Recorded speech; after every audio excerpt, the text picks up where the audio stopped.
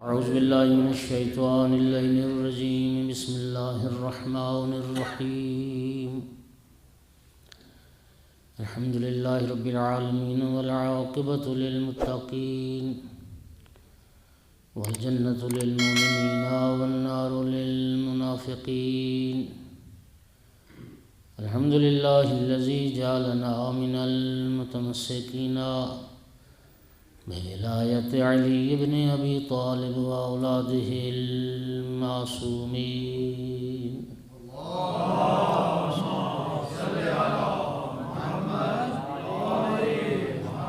الحمد لله الذي جعلنا من الباقين على سيد الشهداء وأولاده وأصحابه المظلومين.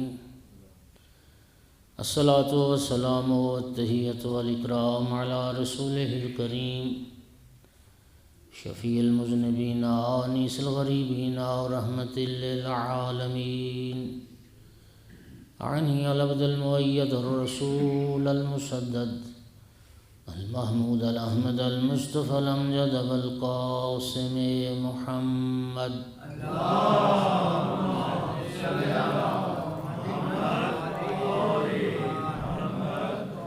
ثم الصلاة والسلام والتحية والإكرام على آله الطيبين الطاهرين المعصومين المنتجبين المنتخبين المظلومين، واللعنة الدائمة على أعدائهم ملعونين من يوم عداوتهم إلى قيام يوم الدين وبعد يوم الدين. أما بعد، فقال سبحانه وتعالى في كتابه المجيد: بسم الله الرحمن الرحيم. إن عدة الشهور عند الله 12 شهرا في كتاب الله يوم خلق السماوات والأرض. صلوات پڑھیں.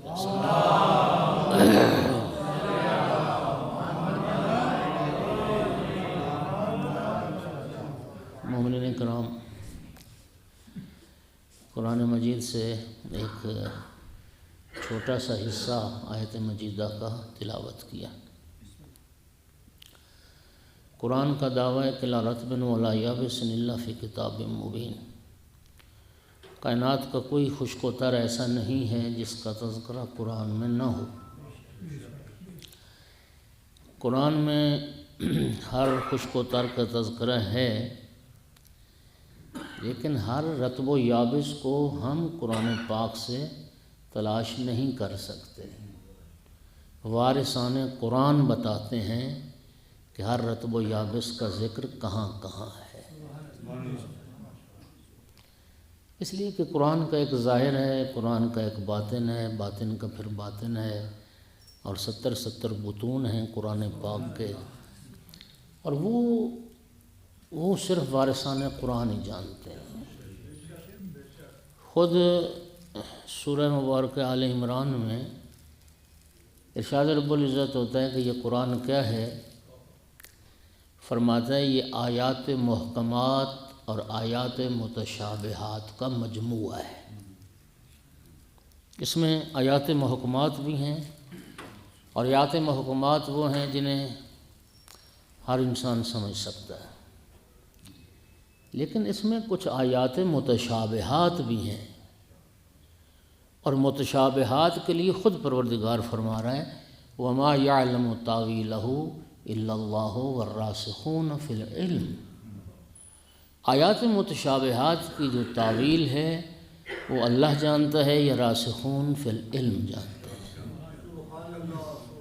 اور مومنین، بہت ساری احادیث ہیں جس میں معصوم نے ارشاد فرمایا کہ وہ راسخون فی العلم ائمہ اطہار، ائمہ اہل بیت علیہم الصلوۃ والسلام.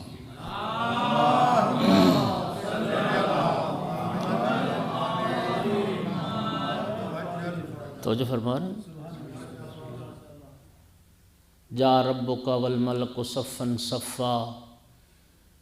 جس دن تیرا رب آئے گا، اب ظاہری معنی تو یہ تیرا رب آئے گا، لیکن آئے گا کا کیا مطلب؟ ہماری طرح رب آنے جانے والی کوئی شے ہے؟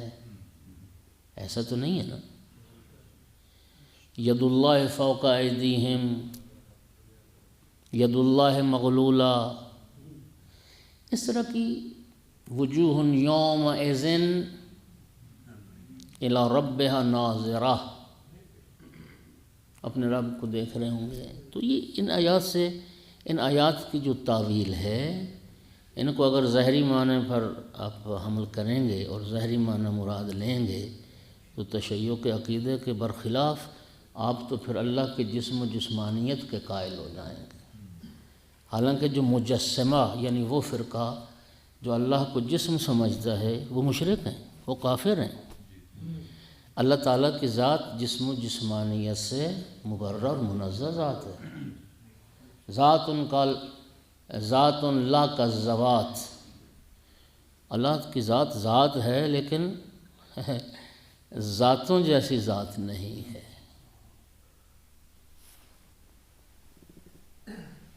تو میں عرض کر رہا تھا کہ آیات متشابہات کی تعویل قرآن کیا کہہ رہا ہے؟ اللہ جانتا ہے یا راسخون فی العلم جانتے ہیں، ائمہ اہل بیت جانتے ہیں، پیغمبر اور آل پیغمبر جانتے ہیں، جس گھر میں قرآن اترا ہے وہی جانتے ہیں۔ ایک بڑی خوبصورت حدیث ہے کہ چھٹے امام سے کسی نے پوچھا کہ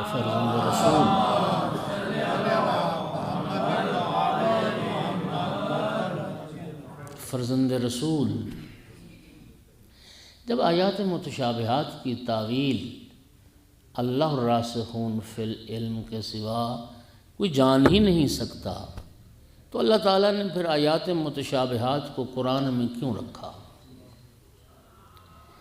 بڑا خوبصورت جواب امام صادق علیہ السلام نے فرمایا، اللہ تعالیٰ نے آیات متشابہات کو قرآن میں رکھ کر انسانیت کو قیامت تک کے لیے آل محمد کا محتاج بنا دیا۔ یہ اللہ نے آیات متشابہات رکھی اس لیے کہ دنیا آل محمد کی محتاج رہے۔ توجہ ہو گئی؟ تو یہ جو اللہ پاک فرماتا ہے نا وَمَا يَعْلَمُ تَعْبِيرَهُ إِلَّا اللَّهُ وَالرَّاسِخُونَ فِي الْعِلْمِ، یہ آیت خود بتا رہی ہے کہ قرآن کافی نہیں ہے۔ صلوات پڑھ دو سارے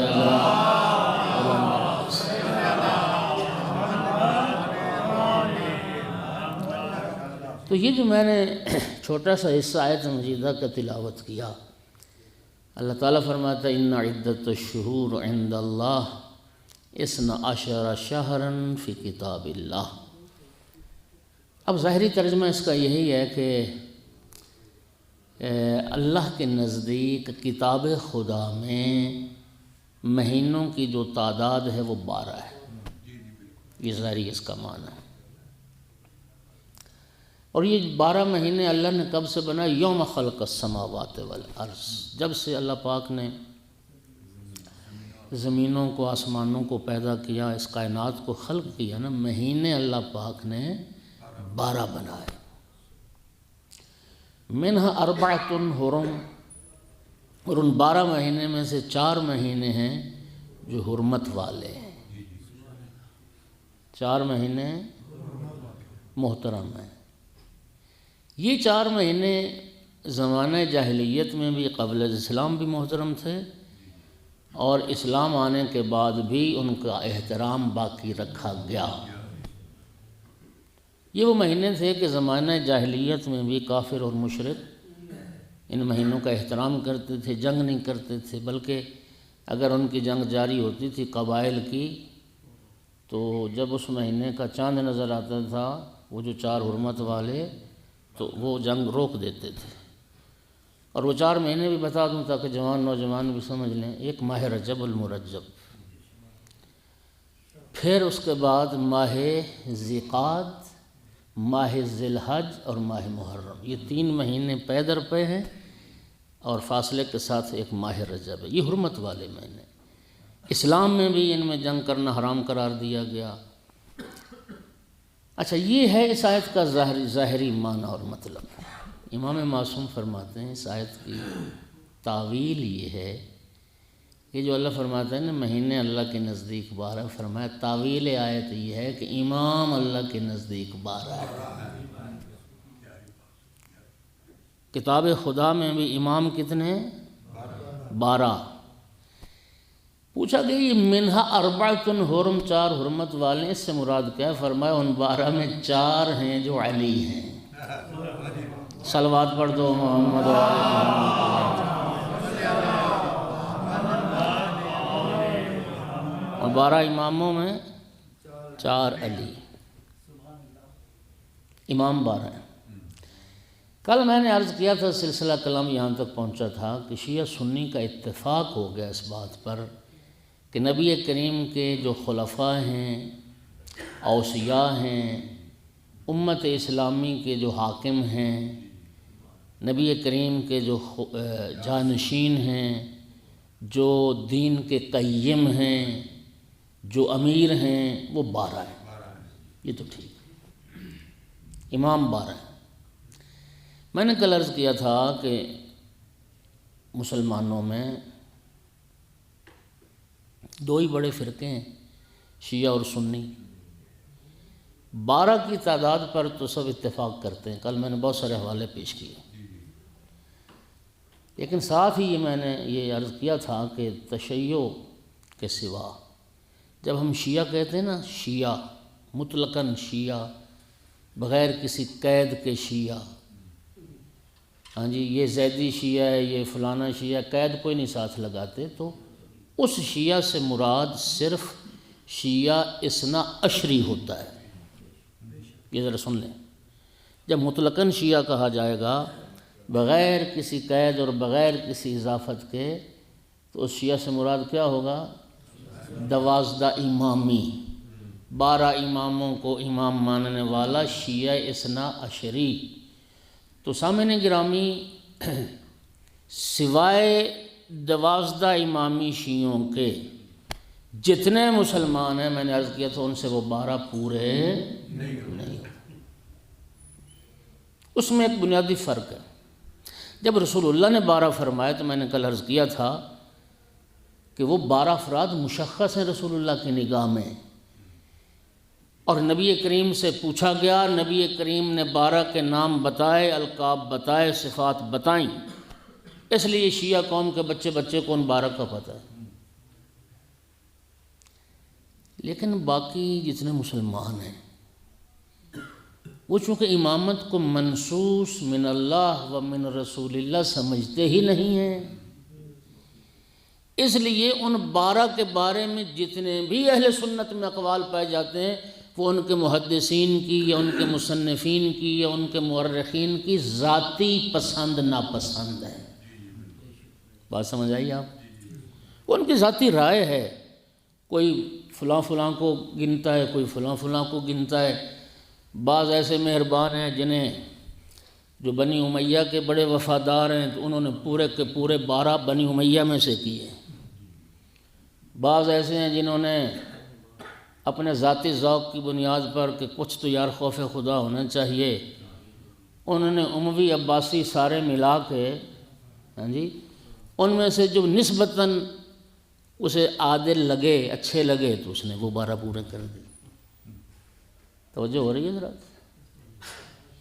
اور رحلت پیغمبر کے فوراً بعد سے جب گنے جاتے ہیں نا خلفاء، ان کی خلافت پر دلیل وہ صرف ان کا اقتدار میں آنا ہے، اور اگر اقتدار دلیل خلافت ہے تو پھر 4 پہلے خلفاء کے علاوہ سیدھے 14 تو بنی امیہ میں خلیفے ہیں، پھر 37 خلیفے بنی عباس کے ہیں۔ نبی کریم نے تو فرمایا تھا صرف 12 ہوں گے، اب کس کو شامل کریں اور کس کو نکالیں؟ کل میں نے کہا تھا کہ یہ مینڈک تولنے والی بات ہے۔ کل میں نے عبداللہ ابن عمر سے قول نقل کیا، یہ تاریخ الخلفاء جو سیوطی کی اہل سنت ایک عالم ہیں، انہوں نے وہ قول نقل کیا ہے کہ وہ ان 12 کو سمجھتے ہیں جن میں مولا علی شامل نہیں ہے۔ اب اگر اجازت دیں تو میں 2-4 اقوال، ہاں جی، ایک تو طبیعت خوش ہو جائے گی آپ کی، اور دوسرا علم میں بھی اضافہ ہو جائے گا۔ ایک صلوات پڑھ لو ذرا سارے۔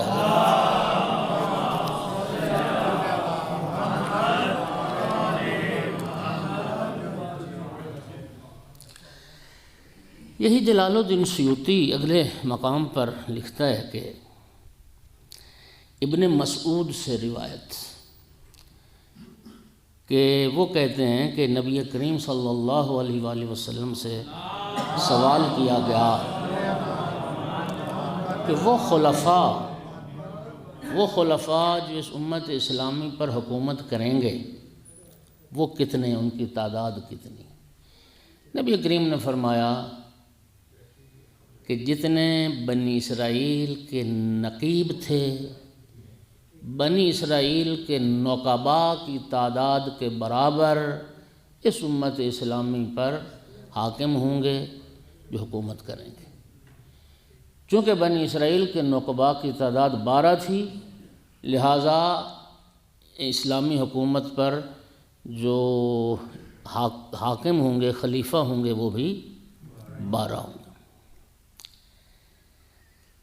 اچھا، پھر ینابیع المودت میں اہل سنت کا، ان کا بھی میں نے نقل کیا ہے قول، آج پھر سنیں۔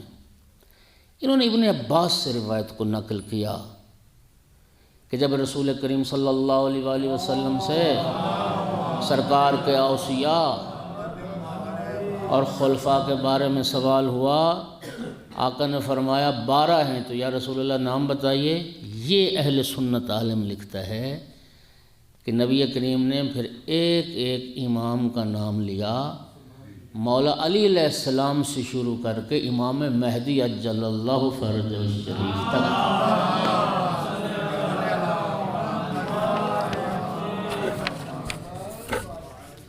لیکن خود سیوطی جلال الدین وہ اپنی تاریخ خلفاء میں جب 12 خلفاء کو گنتے ہیں تو ان کی گنتی یہ ہے، ذرا سنیے۔ پہلے تو کہتا ہے 8 خلفاء ہیں، ابو بکر، عمر، عثمان، علی، حسن ابن علی، معاویہ، عبداللہ ابن زبیر اور عمر بن عبد العزیز۔ اس کے بعد کہتا ہے، توجہ کیجیے، لفظ اس کے یہ ہیں، اس کے بعد کہتا ہے احتمالاً، کیا کہتا ہے؟ کہتا ہے احتمال ہے کہ ان 8 کے بعد بنی عباس کے 2 خلیفے جو تھے، المہتدی اور الظاہر، المہتدی باللہ اور الظاہر باللہ، کہتا ہے احتمال یہ ہے کہ شاید وہ بھی 2 خلیفے ہوں۔ احتمالاً ملا کے کتنے ہو گئے؟ 10، تو 12 تو ابھی بھی نہیں ہوئے۔ پھر کہتے ہیں وہ جو باقی 2 ہیں نا، ان کا انتظار ہو رہا ہے۔ اچھا، باقی جو 2 ہیں ان کا انتظار ہو رہا ہے، اور ان میں کہتا ہے ایک مہدی ہے۔ صلوات پڑھ دو سارے بولو۔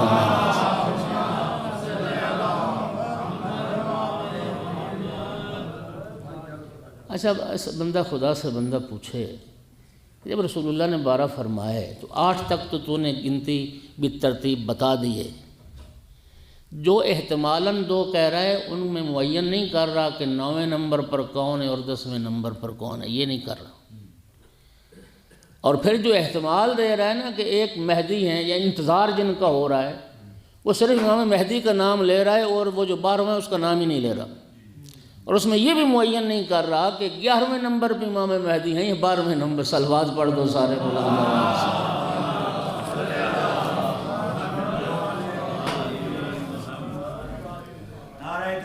توجہ۔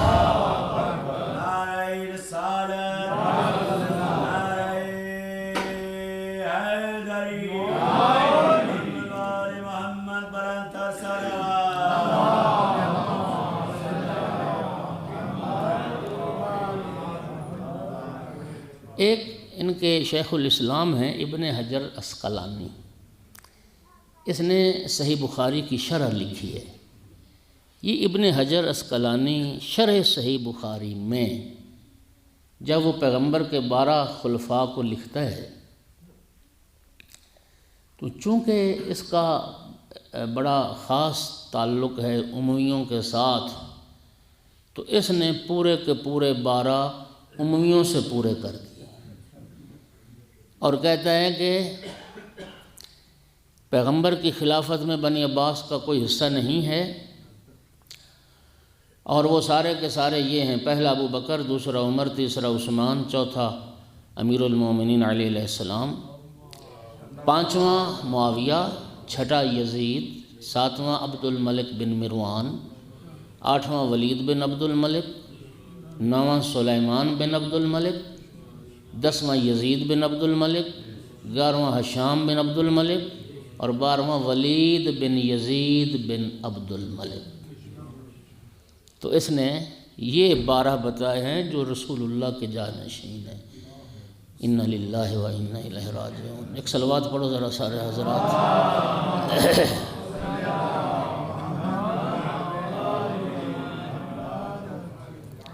اچھا، اب اس نے حالانکہ گنے تو سارے عموی ہیں، جبکہ بہت سارے اہل سنت عمر بن عبد العزیز کو، حالانکہ وہ عموی ہے، اس کو لوگ عادل بھی سمجھتے ہیں، خود سیوطی اس کو عادل سمجھتا ہے، اس لیے عمر بن عبد العزیز کو لوگوں نے خلفاء میں رکھا ہے۔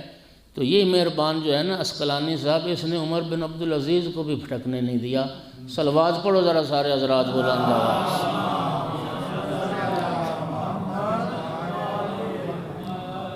سفیان ثوری، یہ بھی ان کا صوفیاء کا سلسلے کا ایک پیشوا ہے، اہل سنت ہے۔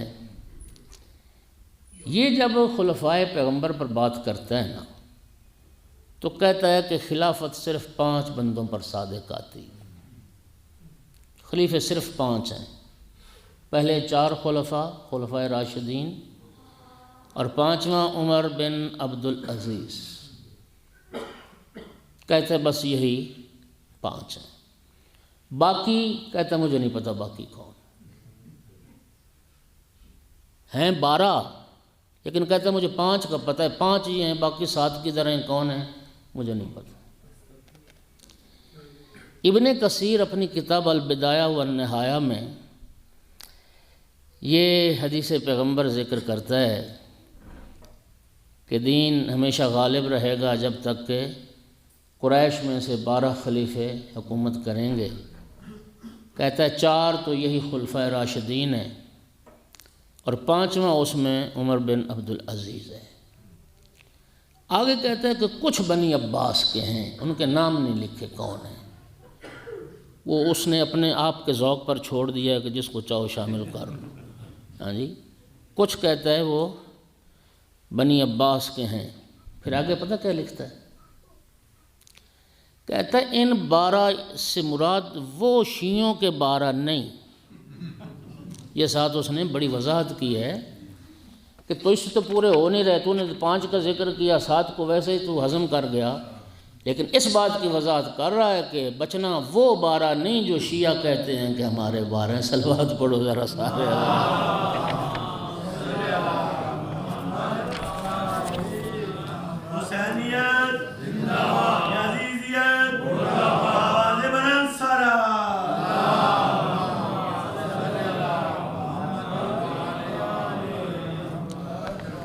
تو سامعین گرامی قدر، یہ میں نے نا وہ ایک جھلک دکھائی ہے کہ سارے جو تشیع اثنا عشری جنہیں ہم امامیہ بھی کہتے ہیں، ان کے علاوہ باقی سارے جو مسلمان ہیں وہ پریشان ہیں، ان سے وہ 12 کی تعداد پوری نہیں ہو رہی۔ خدا کہتا ہے 12 ہیں، رسول اللہ کہتے ہیں 12 ہیں۔ کیا خیال ہے جب سرکار نے فرمایا ہوگا تو لوگوں نے نہیں پوچھا ہوگا رسول اللہ سے کہ پھر وہ 12 کون ہیں؟ پوچھا، لوگوں نے پوچھا، رسول اللہ نے بتایا، اور حکمرانوں نے عمدن چھپایا۔ توجہ کر رہے ہو؟ اور میرا بھائی، ظالم حکومتیں تھیں عباسی اموی، جس زمانے میں امیر المومنین کے فضائل بیان کرنا جرم تھا، امیر المومنین کی فضیلت میں حدیث بیان کرنے والے کو کوڑے مارے جاتے تھے، جس زمانے میں امیر المومنین کی فضیلت میں حدیث بیان کرنے والے کو بیت المال سے محروم کر دیا جاتا تھا، اس کو وظیفہ شہریہ نہیں دیا جاتا تھا، جس کے اہل خانہ کو قید کر دیا جاتا تھا، اس زمانے میں یہ کیسے ممکن تھا کہ وہ احادیث رواج پاتیں جن میں نبی کریم نے ان 12 کا تعارف کروایا ہو؟ ممکن ہی نہیں تھا۔ لہٰذا یہی وجہ تھی کہ اموی اور عباسی خلفاء نے اپنی حکومت کو، جو ظالمانہ حکومتیں تھیں، ایک شرعی لباس پہنانے کی، ایک مذہبی رنگ دینے کی کوشش کی، اور اس لیے روایات میں ان پیغمبر کے خلفاء میں ان میں سے کہیں عباسیوں کا نام آ رہا ہے اور کہیں امویوں کا نام آ رہا ہے۔ مقصد یہ تھا، ورنہ پیغمبر اکرم کی ذات کجا، رسول اللہ کی جانشینی کجا، اور یہ بد کردار افراد کجا، یہ ظالم اور فاسق افراد کجا، یزید جیسے اور منصور دوان کی جیسے فاسق و فاجر کجا، اور رسول اللہ کی جانشینی کجا۔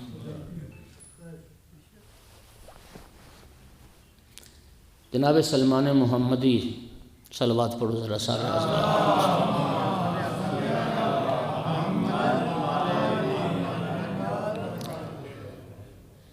فرماتے ہیں کہ میں نبی کریم کی بارگاہ میں حاضر ہوا، اس وقت امام حسین علیہ السلام کا بچپنا تھا۔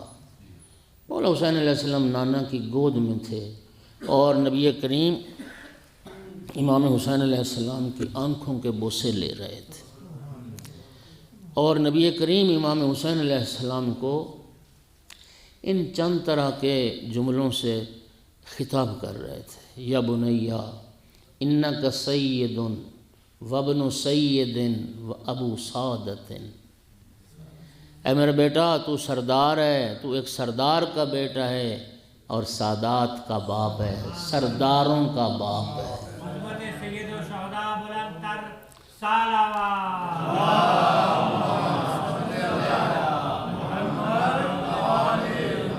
یا بنیا انک حجت وابن الحجت و ابو الحجج،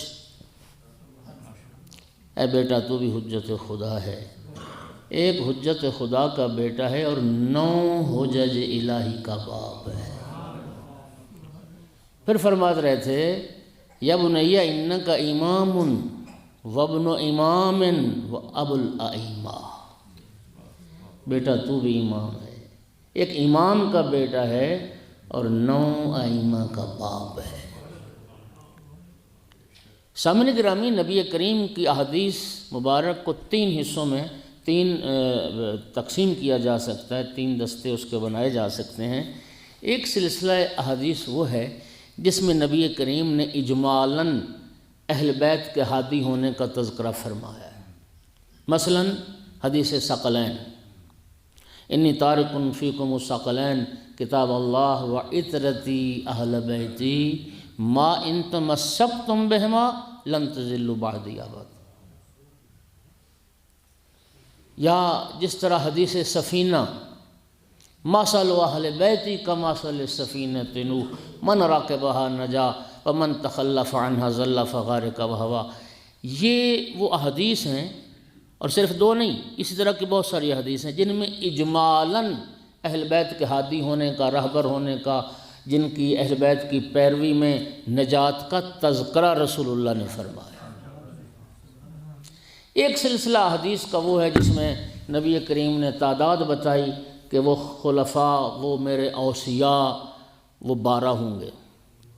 اور پھر ایک سلسلہ الحمدللہ حدیث کا موجود ہے، اور بہت زیادہ احادیث موجود ہیں جن میں نبی کریم سے پوچھا گیا، متعدد بار پوچھا صحابہ کرام نے، اور نبی کریم نے ان 12 کا نام بنام تعارف کروایا۔ فرمایا پہلے امیر المومنین علی ابن ابی طالب، اور آخری امام مہدی عجل اللہ فرجہ الشریف۔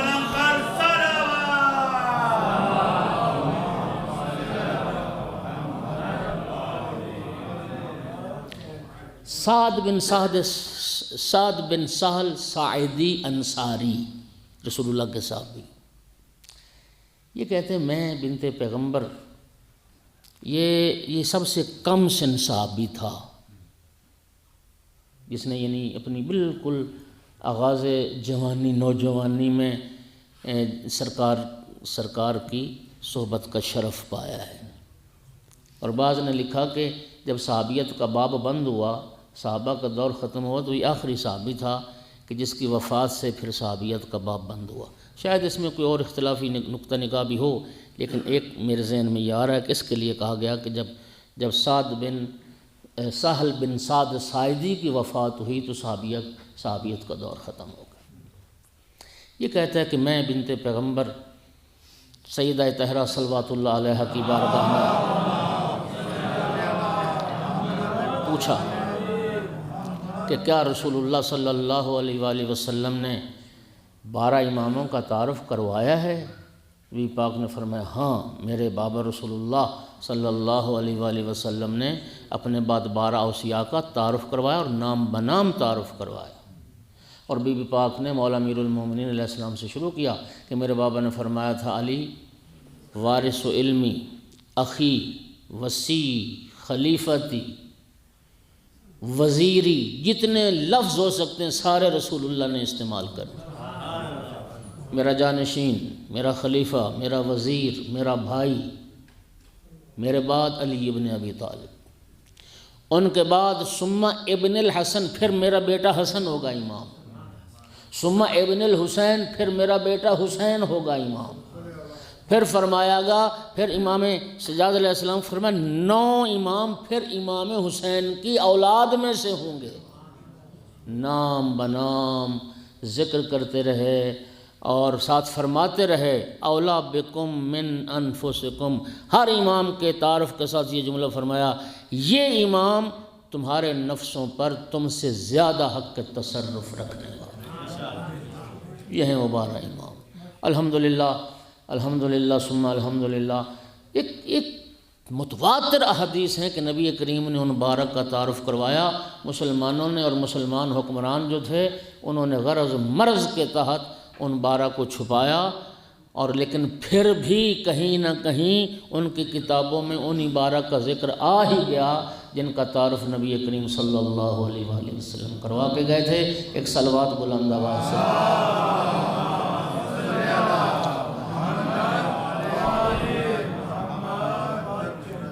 اور مومنین دیکھیے، انسان واقعاً اگر مخلص ہو نا، واقعاً ایسا نہیں ہے کہ وہ حق سچ کو تلاش نہ کر سکے۔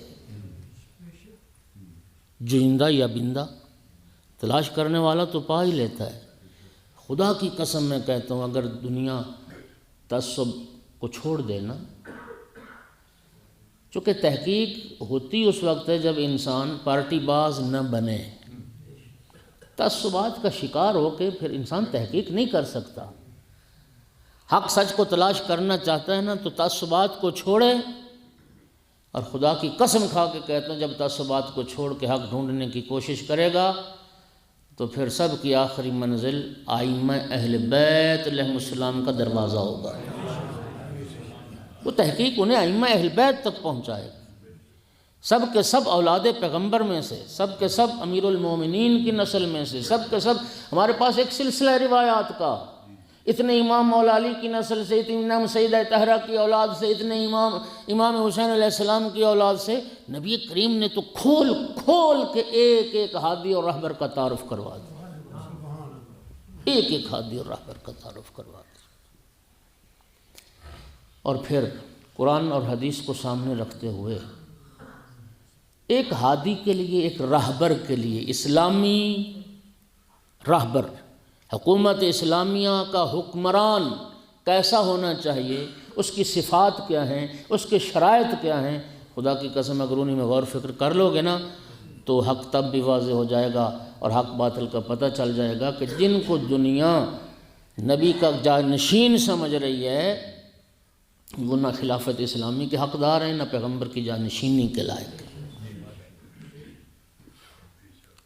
یار پہلے مرحلے پر غلطی کیا ہو گئی؟ پہلے مرحلے پر غلطی یہ ہو گئی کہ اقتدار اور حکومت کو ہی خلافت کا سبب سمجھ لیا گیا کہ جو حکومت میں آتا جائے بس وہی خلیفہ ہے۔ وہ تو یزید جیسے آئے تو پھر یہ نظریہ انہیں چینج کرنا پڑا کہ ہر حکومت میں آنے والا خلیفہ نہیں ہوتا۔ صلوات پڑھو ذرا سارے۔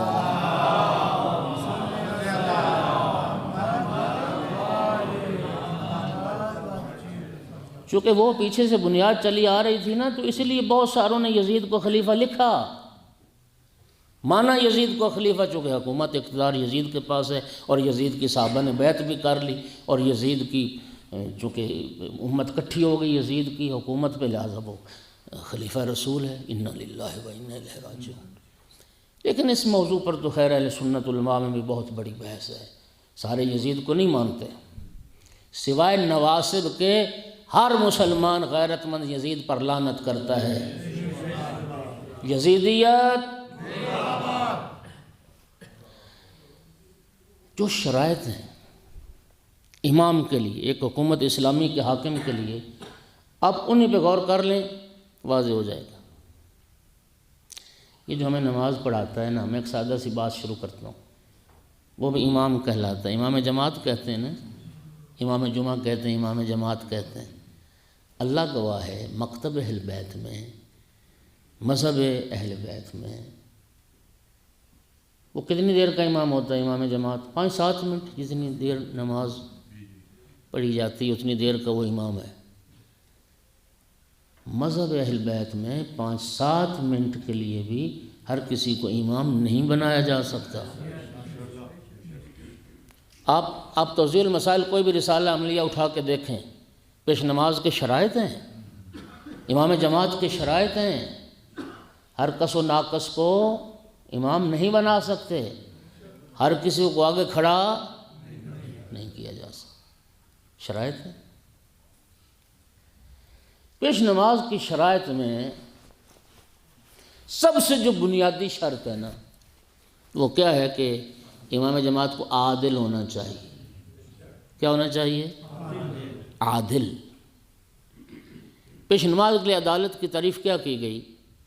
عدالت کی تعریف یہ کی گئی کہ وہ اعلانیہ گناہ کرتا نظر نہ آئے، لوگ اس کی شرافت کی گواہی دیتے ہوں، لوگ اس کو شریف سمجھتے ہوں، اتنی عدالت پیش نماز کے لیے کافی ہے۔ توجہ ہوگی حضرات؟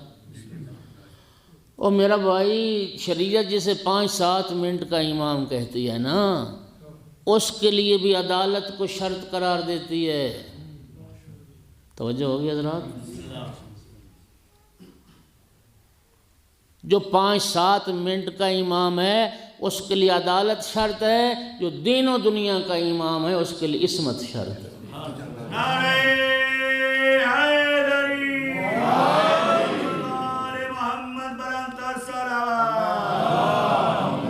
تشیع اور اہل تسنن کے عقیدہ امامت میں، خلافت میں جو بنیادی ترین ہیں وہ دو فرق ہیں، بنیادی ترین فرق 2 ہیں۔ اہل تشیع کہتے ہیں کہ خلیفہ کو اور امام کو منصوص ہونا چاہیے یا من اللہ یا من رسول اللہ۔ باقی کہتے ہیں مسلمان کہ نص کوئی شرط نہیں ہے امامت کے لیے، جس پر لوگ اکٹھے ہو جائیں بس وہی امام بن جائے گا۔ دوسرا اہل تشیع کہتے ہیں کہ امامت کے لیے عصمت شرط ہے، عصمت معصوم ہونا چاہیے۔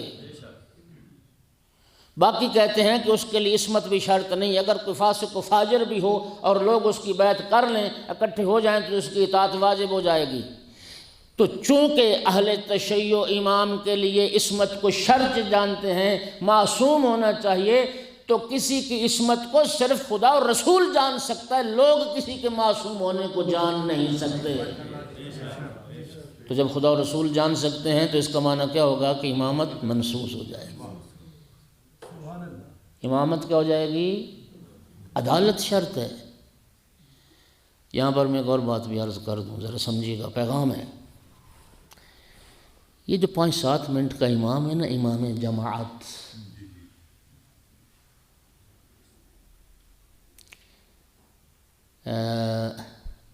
اس کی مخالفت کو بھی شریعت حرام کہتی، عملی مخالفت۔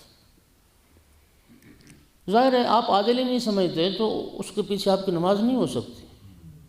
کسی پیش نماز کو آپ عادل نہیں نہ جانتے، آپ کسی پیش نماز کو فاسق سمجھتے ہو تو آپ کی نماز نہیں ہوگی اس کے پیچھے۔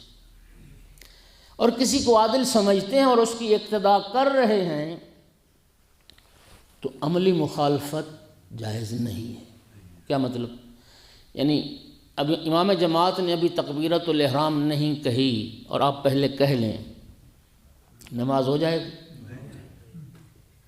امام جماعت ابھی رکوع میں نہیں گیا، آپ پہلے رکوع میں چلے جائیں، وہ ابھی سجدے میں نہیں گیا، آپ پہلے سجدے میں چلے جائیں۔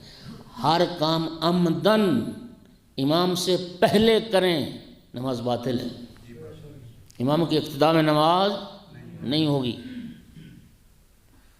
اور امام سے بہت پیچھے رہ جائیں۔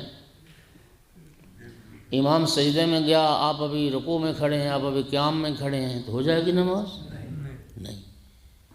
نہ آگے بڑھنا، نہ بہت پیچھے رہنا، ساتھ ساتھ رہنا، ٹھیک ہوگی بات؟ تو میرے بھائیو ذرا سوچئے، شریعت جس کو 5-7 منٹ کا امام قرار دیتی ہے، اس کی مخالفت سے عمل ہو جائے باطل، جو دین و دنیا کا امام ہے اس کی مخالفت کر کے جنت کیسے ملے گی؟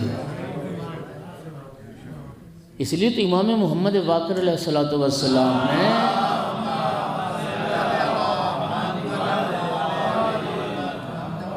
شیعہ کی تعریف کیا کی؟ انما شیعتنا من شیعنا واقتدى بآثارنا، ہمارا شیعہ وہ ہے جو ہماری پیروی کرے، ہمارے پیچھے پیچھے چلے۔ شیعہ، تشیع، تشییع، یہ ایک ہی مادے سے لفظ ہے، ایک لفظ ہے تشییع جنازہ۔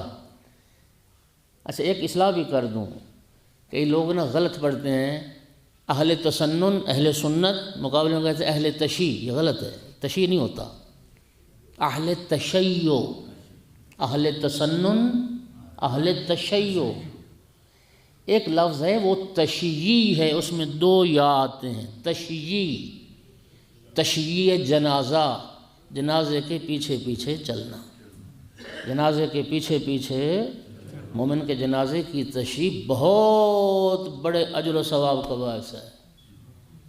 میں اپنے موضوع سے دور نہ چلا جاؤں، ورنہ اس پہ میں کچھ عرض کرتا۔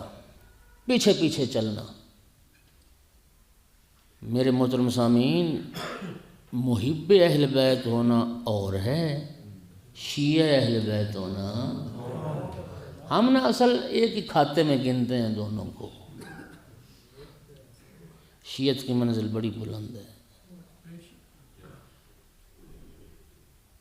آپ کا مجھے نہیں پتا، اللہ ہمیں اگر محبوں میں بھی شمار کر لینا تو یہ بھی بڑی بات ہے، کیونکہ محب کے بھی اپنے تقاضے ہیں۔ شیعت کی منزل تو بڑی بلند ہے، کہیں تو ایک حدیث سنا دیتا ہوں۔ امام کے سامنے ایک شخص صاحب پوچھا کون ہو؟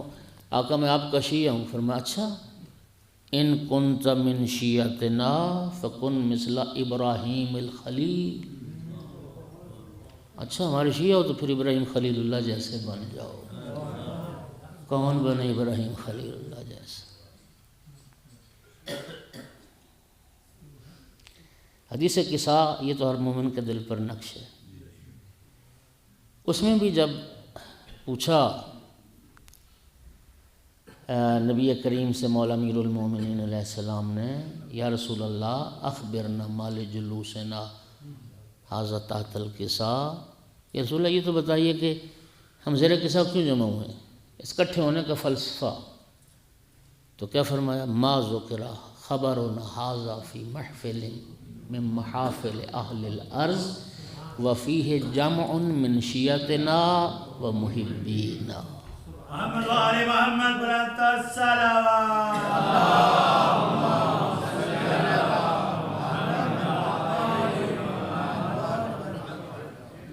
فرمایا زمین پر جو محافل منعقد ہوں گی، کسی محفل میں جس محفل میں ہمارے کچھ محب اور کچھ شیعہ، ہمارے کچھ محب اور کچھ شیعہ جمع ہوں گے، موجود ہوں گے، پھر ہماری یہ روایت حدیث قصہ، یہ حدیث قصہ والی اس محفل میں پڑھی جائے گی، اللہ صاحب حاجت کی حاجت پوری کر دے گا، اللہ دکھیوں کے دکھ ٹال دے گا، پریشان کی پریشانی ختم کر دے گا۔ فرمایا جس محفل میں ہمارے محب اور شیعہ بیٹھے ہوں، علم انی فاطمہ عبدالحمید مہاجر کی ایک کتاب ہے، 10 جلدوں میں، بڑی خوبصورت کتاب ہے. اس میں انہوں نے نا ایک بڑی خوبصورت بحث کی ہے. محب اور شیعہ یہ الگ الگ چیزیں، ہم ان میں فرق نہیں کرتے. انہوں نے نا بحث تو لمبی چوڑی کی، لیکن نتیجہ ایک لائن میں نتیجہ دیا، ایک سطر میں. لکھتے ہیں کہ محبت اہل بیت جمع اطاعت اہل بیت، نتیجہ شیعہ اہل بیت. صلوات پڑھ دو محمد و آل محمد.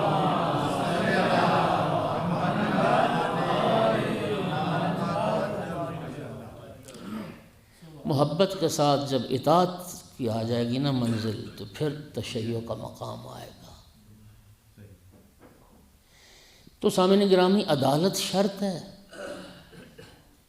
نبی کریم کی حدیث پڑھنے لگوں حیران ہو جاؤ گے. سرکار نے فرمایا تھا عادل امام کا ایک دن اپنی رعیت میں گزارنا ایک عابد کے گھر میں 100 سال عبادت کرنے سے افضل ہے. تم کیا جانو عادل کو؟ عدل و ساعتن، اگلی حدیث سنو، عدل و ساعتن خیر من عبادت 70 سنہ. فرما ایک لحظے کا عادل کرنا 70 سال کی عبادت سے افضل ہے. ایک لحظے کا عادل. پھر ایک حدیث میں فرمایا ایک عدل پر مبنی فیصلہ، خشک سالی میں، قحط کے زمانے میں 40 روز کی مسلسل بارش، فرمایا معاشرے کو، انسانیت کو، لوگوں کو اتنا فائدہ نہیں پہنچاتی جتنا فائدہ ایک عدل و عدالت پر مبنی فیصلہ کرنے سے اسلامی امت کو حاصل ہوتا ہے. اللہ اکبر. اصل فلسفہ یہ عدالت کو قائم کرنا امامت کے فلسفہ ہے. نہج البلاغہ میں جملہ موجود ہے. مولا امیر المومنین جنگ جمل کے موقع پر جب جا رہے تھے بصرہ کی طرف، راستے میں ایک منزل آئی، منزل ذیقار. عبداللہ ابن عباس کہتا ہے میں منزل ذیقار پر مولا امیر المومنین کی خدمت میں گیا. میں نے دیکھا وہ خاصف بالنعل، مولا امیر المومنین اپنا پھٹا ہوا جوتا خود بیٹھے سی رہے تھے. ابن عباس کہتا ہے میری طرف دیکھ کر امیر المومنین علیہ السلام نے فرمایا ابن عباس ما قیمت هذه النعل، میرے اس جوتے کی کیا قیمت ہے؟ فقلت لا قیمت لها. اور پھٹا پرانا جوتا بے قیمت جوتا ہے، کوئی قیمت نہیں اس جوتے کی. امیر المومنین نے فرمایا قسم اٹھا کر، مولا کو قسم کھانے کی ضرورت ہے، فرمایا واللہ لہی احب الی من امرتکم الا ان اقیم حقا وادفع باطلا. فرمایا خدا کی قسم ابن عباس تمہاری حکومت سے یہ جوتا علی کو زیادہ محبوب ہے. تمہاری حکمرانی سے، تمہاری حکومت سے، تمہارے اقتدار سے یہ جوتا مجھے زیادہ محبوب ہے. الا ان اقیم حقا وادفع باطلا. لیکن میں نے جو حکومت کو سنبھالا ہے نا وہ صرف اس لیے سنبھالا میں حق کو قائم کر سکوں اور باطل کو مٹا سکوں. سامعین گرامی ذرا سمجھیے گا، اسلام اقتدار کو، حکومت کو ہدف نہیں سمجھتا، وسیلہ سمجھتا ہے. پتہ نہیں میں سمجھا سکا یا نہیں سمجھا سکا. یہ اقتدار حاصل کرنا، یہ حکومت سنبھالنا، یہ حاکم اسلامی کے لیے، ایک امام عادل کے لیے یہ ہدف نہیں ہوتا. اللہ کے احکام کو جاری اور نافذ کرنے کے لیے یہ وسیلہ ہوتا ہے. جبکہ جو باطل سلاطین ہوتے ہیں نا، ان کا ہدف ہی حکومت ہوتا ہے، ان کا ہدف ہی دنیا اکٹھی کرنا ہوتا ہے، ان کا ہدف ہی اپنی سلطنت کی حدوں کو بڑھانا ہوتا ہے، ان کا ہدف ہی اپنے اقتدار کو وسعت دینا ہوتا ہے. امیر المومنین علیہ السلام سے لے کر امام ہادی مہدی عجل اللہ فرجہ الشریف تک یہ سب کے سب امام عادل ہیں، امام عادل ہیں۔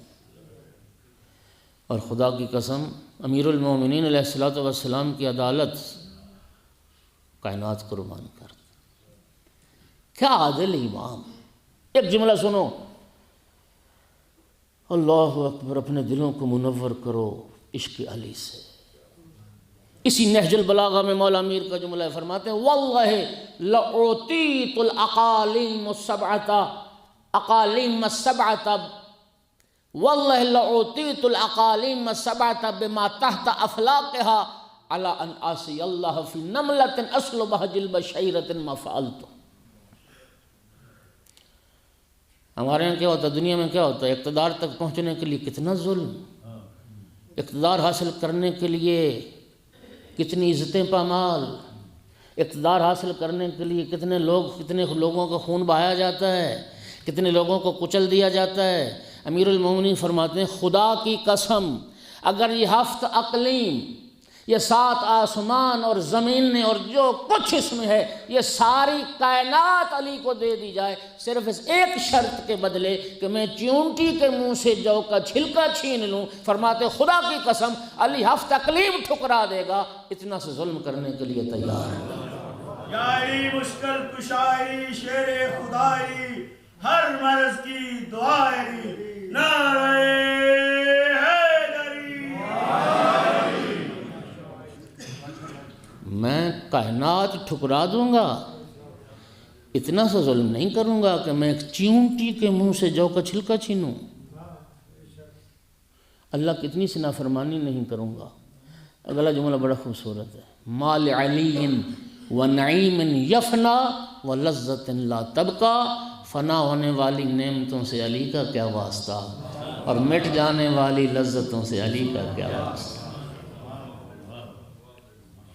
آیت اللہ تہرانی نے اپنے ایک کتاب میں ذکر کیا کہ میرا امریکہ جانا ہوا تو وہاں میرے جو ایرانی میزبان تھے انہوں نے میری ایک امریکی نوجوان سے ملاقات کروائی اور مجھے تعارف کروایا کہ یہ نوجوان مسلمان ہوا ہے اور شیعہ مسلمان ہوا، تشیع کس نے قبول کیا ہے۔ تو میرے لیے ایک بڑی خوشگوار حیرت تھی، دلچسپی کا باعث تھی۔ تو میں نے پوچھا کہ آخر کیا وجہ ہوئی، تو مسلمان کیوں ہوا اور پھر شیعہ مسلمان کیوں ہوا؟ وہ کہتے ہیں میں ابھی آپ کو وجہ بتاتا ہوں۔ وہ ساتھ گھر تھا اس کا، تو وہ گیا تو وہ نہج البلاغہ اٹھا کے لایا، انگریزی ترجمے والا، تو اس نے کھولا تو نشانی ایک جگہ پر رکھی تھی، یہی جو فرمان میں نے مولا میر کا پڑھا ہے کہ میں کائنات ٹھکرا سکتا ہوں، چیونٹی کے منہ سے جو کا چھلکا نہیں چھینوں گا۔ کہتا ہے مولا علی کی اسی فرمان نے مجھے مسلمان بھی بنایا اور مجھے علی کا شیعہ بھی بنایا۔ کہ یہ ہے عقیدہ، ایسا ہوتا ہے اسلامی حاکم، ایسا ہوتا ہے عادل حکمران، کائنات ٹھکرا دیں اور چیونٹی کے منہ سے جو کا چھلکا نہ چھینیں۔ اسی صفت عدالت کو سامنے رکھ کر اگر مسلمان امام برحق کو تلاش کرنا چاہیں تو خدا کی قسم اللہ کی کائنات میں ان 12 اماموں کے سوا دوسرا کوئی اہل نہ ملے گا جو پیغمبر کی جانشینی کے قابل۔ صلوات پڑھ دو سارے حضرات بلند آواز سے۔ پروردگار بحق محمد و آل محمد ذکر کو قبول فرما۔ جتنے عاشقان امام اور منتظرین امام تشریف فرما میرا اللہ سب کی حاجات کو پورا فرما، بیماروں کو شفا عطا فرما، ہمارے عزیز احسن بھائی کو شفا عطا فرما۔ پروردگار جو بے اولاد ہیں نیک اولاد عطا فرما، جتنے تنگ دست ہیں فراخ دست فرما، پریشان حال کو خوشحال فرما، بے گھر کو گھر عطا فرما، بے زر کو زر عطا فرما۔ پروردگار آل محمد کی عزت و عظمت کے صدقے میں ہمارے اعمال میں اخلاص عطا فرما۔ میرا اللہ راہ پیغمبر، راہ آل پیغمبر پر ہمیں عمل پیرا ہونے کی توفیق عطا فرما۔ پروردگار بحق محمد و آل محمد علیہ السلام، پروردگارہ ہمارے گناہوں کو معاف فرما دے، ہماری عاقبت بالخیر فرما دے۔ جب تک زندگی رہے معرفت کے ساتھ بار بار محمد و آل محمد کی زیارت نصیب فرما، مر جائیں تو شفاعت نصیب فرما۔ آقا کے دیدار کے ہمیں قابل بنا دے، حضرت کے لشکر میں شامل ہونے والوں میں ہمیں شمار فرما دے۔ پروردگار قیامت تک ہمیں اور ہماری آنے والی نسلوں کو اس راہ محبت و ولایت پر گامزن فرما۔ ربنا تقبل منا انک انت السمیع العلیم۔